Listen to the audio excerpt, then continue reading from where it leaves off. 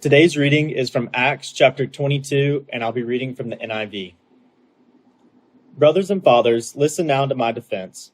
When they heard him speak to them in Aramaic, they became very quiet. Then Paul said, I am a Jew, born in Tarsus of Cilicia, but brought up in this city. I studied under Gamaliel and was thoroughly trained in the law of our ancestors. I was just as zealous for God as any of you are today. I persecuted the followers of this way to their death, arresting both men and women and throwing them into prison, as the high priest and all the council can themselves testify. I even obtained letters from them to their associates in Damascus, and went there to bring these people as prisoners to Jerusalem to be punished.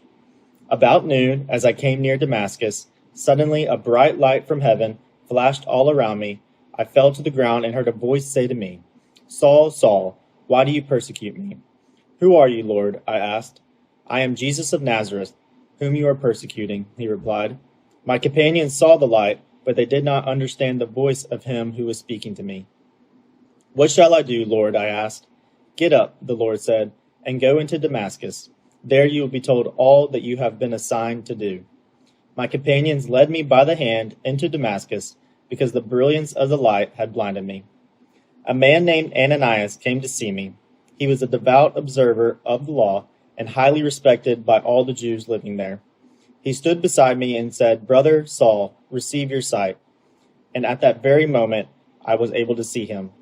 Then he said, The God of our ancestors has chosen you to know his will and to see the righteous one and to hear words from his mouth.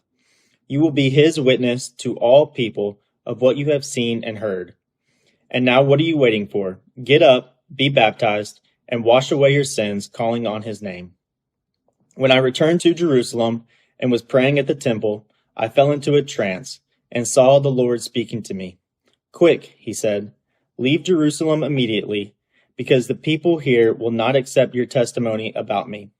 Lord, I replied, these people know that I went from one synagogue to another to imprison and beat those who believe you. And when the blood of your martyr Stephen was shed, I stood there, giving my approval and guarding the clothes of those who were killing him. Then the Lord said to me, Go, I will send you far away to the Gentiles. The crowd listened to Paul until he said this.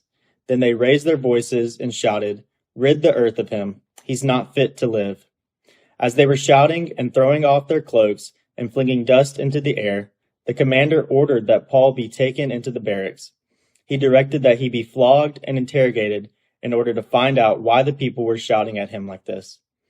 As they stretched him out to flog him, Paul said to the centurion standing there, Is it legal for you to flog a Roman citizen who hasn't been found guilty? When the centurion heard this, he went to the commander and reported it. What are you going to do? He asked. This man is a Roman citizen. The commander went to Paul and asked, Tell me, are you a Roman citizen? Yes, I am, he answered.